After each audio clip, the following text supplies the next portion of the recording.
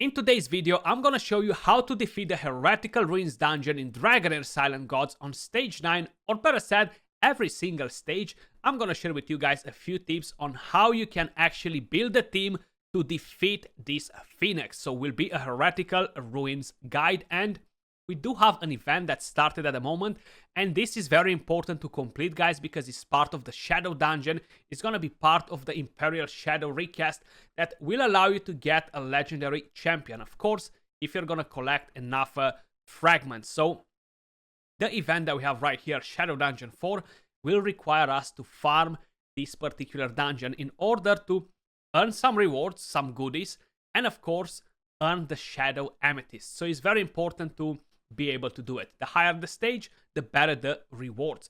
And yeah, we're gonna do a review on the legendary champion in the following week, guys, because he seems pretty interesting.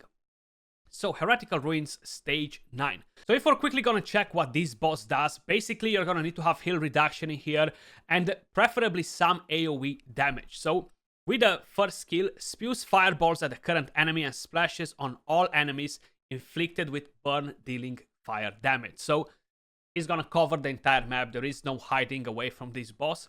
Then is going to revive the side phoenixes, like 2x, 2 fireballs. They're transforming into small phoenixes as well. So basically he's gonna do that, and then he's gonna gain invisibility, which will make him basically invisible to single target hit. So that's why you need AoEs. Then of course you're gonna have the ultimate skill of the boss, deals fire damage to all enemies, inflicting 2 stacks of burn for 12 seconds. Now he's gonna land HP burn on everybody on the map, regardless where you are in what position, guys. And it's nothing similar with the Flame Domain, for example, where you can just hide away and just spread your champions around because he's gonna detonate the HP burn. He doesn't actually detonate that. But having a cleanser or having a strong healer or even a block debuffs in the team is gonna be very important in order to beat this. Then, of course, he's immune to all form of control. I'm pretty unlucky with the runes, man. Like, these are the positive runes, and I definitely need to farm more of these. Now, this is the team that I'm running. I have Flurbart. He's going to be my tank. He's going to put a decrease attack. He's going to give me healing. And I do have Witch's Remains, which will put defense down. Now, he does AoE damage, which is going to be very important because he's going to have a chance to put the defense down on him and decrease attack, which is going to be important, especially before the boss decides to use the ultimate skill and just send you to the other world. Then we have Dane, AoE damage. He's going to put a smaller version of decrease attack, so that's kind of like his main thing. He does have 2 AoE attacks, so his position here to ensure that he's going to be dealing damage on everybody just in case if needed. Then, of course, Sigrid. Sigrid, she's positioned in the middle as well, and once the Phoenix's eggs are up and running, you know, they're going to target them because they are one position in the front of the boss anyway, and the boss has invisibility, but you're going to get heal reduction, and you're going to get decreased attack. Now, when we have debuffs on all of these enemies, Sigrid, she's gonna use the A3 as an AoE. So Dane and Flurbart are here to basically to enable her, you know, to enable her AoE damage. Then I have Tunnelnun, a single target DPS champion, and the reason why I'm using Tunnelnun here is because she melts everything, okay? And with her up and running, I'm gonna be able to farm this much faster than usual. Then I have no one else but Vikuk, cleanse, heal, decrease attack. That's basically what he does, and Vikuk can be replaced even by a Hexandra. You're just gonna have to basically be a bit more spot on with your timing to make sure you're using the healing after the boss's ultimate all the time to keep your team up and running. You can use Adolphus maybe just as a champion that will shield your team and get the healing from somebody else. You can use Catherine, is a very good option, but that will break my 5-man elemental affinity bonus, and I'll be dealing less damage, so I won't be farming this dungeon as fast, you know. You can use, of course, different champions like Tia. She rocks. She has heal reduction, and she's gonna have invisibility, which will reduce the damage, but you're gonna have immunity. So the boss, if you're timing it right, the boss won't be able to land that HP burn on your team, so you're gonna be spot on. You can replace Tunnelnun, for example, with her and bring Hexandra instead of Vikuk, and have a protection against the HP burn, and have healing too, and have damage reduction, and have more healing prohibition if needed. But you really need to time that decrease attack when the boss uses the ultimate skill. It's gonna be pretty important. You can use, of course, Anna if you want. Anna, she's gonna be a pretty viable option too. She dispels one debuff from your team. That's all that you need in this dungeon, and you're gonna get some continuous heal. That's a pretty viable option. Fritz can be a nice option too, and basically what he does, he will take all the debuffs from the team and put it on himself, and then he's going to cleanse himself, you know? So he can work as well. I feel like it's going to be a bit harder to keep him alive, but definitely a viable option as well if you are lacking some heroes. Ashes rocks here, because not only that she brings heal reduction, but she brings recharge speed penalty, dispels one debuff from your allies, which is a cleanse, and the heal prohibition right here on the battle skill. So she's kind of like made for this dungeon. Very, very, very solid. And there are quite a few other awesome legendary champions that you guys could use, but you definitely want to have some healing. You want to have a cleanse, preferably. If you don't have a cleanse, it's fine. Just bring in some extra healing, maybe a healing and shield at the same time, and you're gonna get the job done. It really depends what champions you guys have available on your own accounts. Now, I tend to do some food when I'm farming this dungeon.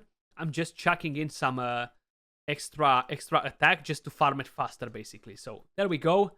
Let's crack on it. I'm gonna show you the builds on all of my heroes in a second. I tend to have pretty much the same builds on most of them for most of the dungeons.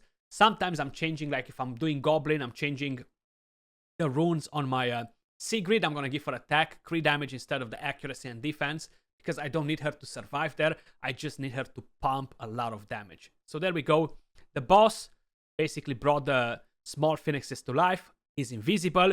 This skill right here hits pretty hard, especially if he's gonna have a sorry, especially if he's gonna have the attack stacks on, you know, because that's going to happen as well slowly, and he can hit pretty hard. You see, he's already stacking. He's already stacking total damage bonus, so slowly that's gonna go higher and higher. You see Sigrid becoming AoE, very, very nice. The boss smacking, if you don't have decreased attack when that happens, oof, is painful. Is painful. Tunnel and just melting. I wish that the extra hits that are left from that enemy are gonna get redirected to the boss, but unfortunately it's not the way it works. Healing prohibition. We have the decreased attack as well.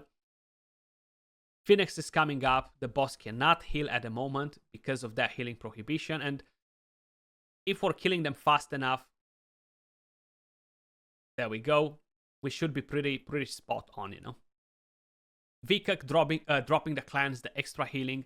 Then we have Sigrid coming in with the AoE again, putting decreased attack on everybody, and of course the healing prohibition to make sure the boss doesn't really have a chance to heal a lot. Again, we got that up and running. Healing prohibition is up, decreased attack is up, so we are pretty safe. Look at that tunnel and just melting the side phoenixes. 35% damage, Dane with 29, and we have Sigrid with 26%. Man, I'm keep telling you guys, Dane is such an awesome epic champion. I feel like so many people are underestimating his potential. Like, I'm using him in so many areas just because he has so much utility. Removes buffs, decrease attack. True is the lower version, but he's an AoE, enables Sigrid so well, and the damage that he deals is actually pretty impressive. Like, look at that compared to Sigrid, and they have very similar builds, you know, very similar builds. He might even have a better build than her, and the damage is actually pretty nice. How fast are we farming this? There we go. Tunnel and just melting that boss. Beautiful. So this is kind of like a bit of a speed run. Current 2 minutes and 12 seconds, best time 1 minute and 48 seconds. And this gives you legendary runes, guys. Very, very important to up your stats on your team, because that will allow you to farm higher content in other areas.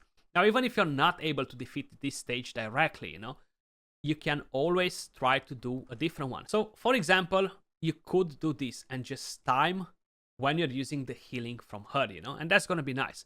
Or of course you could do this. You're going to have immunity, you're going to have healing from her too, and you're just going to have time. It really depends what heroes you have available. That's why I'm not going in the actual run. You might be lacking extra healing, extra support. You can do this as an idea as well. Check it out. Where is my Adolphus? You can do this. Or you can do your Traveler on the ice element and get the shield from there, you know, and do a similar team like this.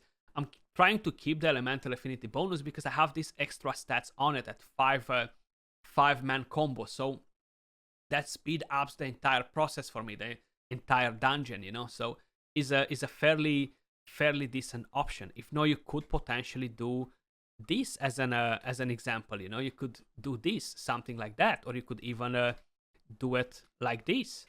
Another good example. But you need that Sigrid to be enabled by some champions. You need some AoE champions to dispel the boss and the side phoenixes, so Sigrid can do AoE damage. If no, what's gonna happen, and probably is happening for a lot of you guys, is that you don't have enough damage to kill the boss. I remember when I had that issue at the beginning, and I had to completely change what I was running to make sure that I'm gonna be able to deal enough damage on the boss, guys, you know. But let me just quickly show you the stats that I have on my heroes, just to be able to point them out. I don't have all the rest of the heroes built, not all of them, so that's why I cannot really walk you through different teams. You know how it is. Change gear from one to another. It takes a bit of time. But this is my Dane, built on an Executioner set. He has the Volcanic Disc, which gives me more attack and more damage on the ultimate skill. And we have 47k HP, 1.8k defense, 3.8k attack, 88 crit rate, 142 crit damage, and 180 accuracy. So he deals a pretty good damage like this. Then I have Sigrid. She is wearing the crown. She doesn't have something that will give her more damage on the ultimate skill. But this as well is fairly decent to up the accuracy on her. Once I'm gonna get better substats on the gear, I would consider to drop this for something that will actually increase her damage more rather than just land the defense down, which is not so important here because this is a single target anyway. Total stats on my Sigrid: 37k HP, 1.7k defense, 3.2k attack, 88 crit rate, 128 crit damage, and we have 176 accuracy. So very similar build with the Dane, honestly. Then my Frorbart is built on an ancestral set. Get a bit of a damage reduction for him and the entire team. I feel like I showed the stats on this champion so many times already. I want to get more defense on him though. 88k HP, 3.9k defense, 280 accuracy. The rest doesn't really matter that much. I have him with the Witch's Remains, which has a chance to land defense down, and that can be AoE. Very nice. Then of course we had no one else but Vikuk. Vikuk is built on the Brotherhood set because this will give me increased attack when he uses the ultimate skill on the rest of my team. So 3-piece, after the wearer unleashes their ultimate skill, all allies obtain 15% extra attack for 10 seconds. Very important for the Vortex, guys, and other areas where you're trying to drop a lot of damage quick. So keep that in mind. Total stats: 54k HP, 2.1k defense, 1.9k attack, 354 accuracy. And I'm gonna explain you why I have so much accuracy in just a second. Then I feel like Tonelnan is the last champion left, of course. Eyeball of the Giant. Total stats: 60k HP, 1.3k defense, almost 5k attack, 78 crit rate. You know she only needs 80% crit rate, so we're 2 crit rate short on her. 154 crit damage. Now the reason why I have so much accuracy on my Vikuk at the moment, guys, is all because of the Temporal Vortex. So I showed you last week my team, which is Fire, Poison, Element. Well, the rules for the boss changed. Now you're doing 30% more fire damage, and the ally with the highest accuracy on the team grants damage reduction to the entire team, providing 0.04% damage reduction for every 1 accuracy they have, up to 20%. So the more accuracy on my Vikuk, the more protection, the more damage reduction he's gonna give to the rest of my team. I just wanted to give you this as an extra tip for the day, guys, in case if you were wondering. Hopefully you found this video helpful. Let me know in the comments down below what team are you running for this dungeon, and appreciate every single one of you guys watching. Much love, and I'll catch you all soon in the next video. Peace.